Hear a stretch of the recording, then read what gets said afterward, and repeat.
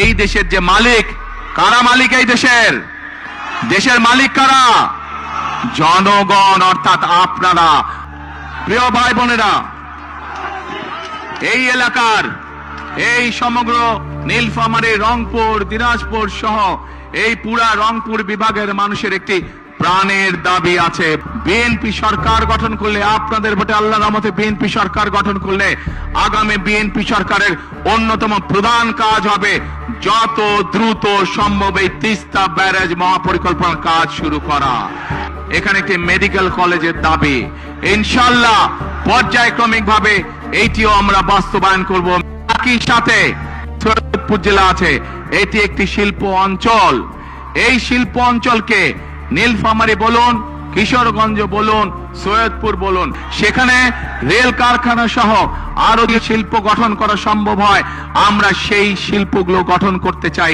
আগামী দিনে যাতে কেউ বলতে না পারে এই নীলফামারী অঞ্চল বলেন, কিশোরগঞ্জ জেলা বলেন, অথবা সৈয়দপুর বলেন, দিনাজপুর বলেন, অবহেলিত এলাকা, এই দুর্নাম আমরা ঘুচাতে চাই।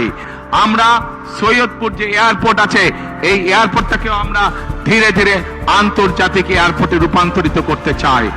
আজকে আমি ডাক্তারিন কণ্ঠে পরিষ্কার ভাবে বলে দিতে চাই, বাংলাদেশের কোন ভোটারকে যারা ভয় দেখাবে, যারা তাদেরকে বিভ্রান্ত করার চেষ্টা করবে, ইনশাআল্লাহ কারো সাথে যদি অন্যায় হয়ে থাকে আমরা সেই ব্যবস্থা গ্রহণ করব, অন্যায়কারীর বিরুদ্ধে আইনগত ব্যবস্থা গ্রহণ করব। এই দেশের যে মালিক, কারা মালিক এই দেশের? দেশের মালিক কারা? জনগণ, অর্থাৎ আপনারা। আপনাদের সহযোগিতা ছাড়া, আপনাদের দোয়া ছাড়া, আপনাদের সমর্থন ছাড়া আমরা এই কাজগুলো তো করতে পারবো না। ৭১ সালে আমরা সকল ভাই বোন, সকল ধর্মের ভাই বোনেরা ঐক্যবদ্ধ থেকে দেশকে স্বাধীন করেছি। ২০২৪ সালের গণ অভ্যুত্থানে আমরা সকল ধর্মের ভাই বোনেরা ঐক্যবদ্ধ থেকে স্বাধীনতাকে রক্ষা করেছি। ইনশাআল্লাহ আমরা সকল ধর্মের ভাই বোনেরা ঐক্যবদ্ধ ভাবে এই 12 তারিখের নির্বাচনে যারা ষড়যন্ত্র করবে তাদেরকে আমরা দাঁত ভাঙা জবাব দেব ইনশাআল্লাহ।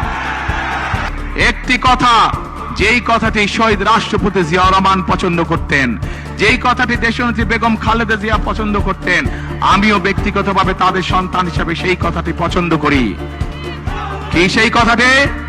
করব কাজ, সবার আগে বাংলাদেশ।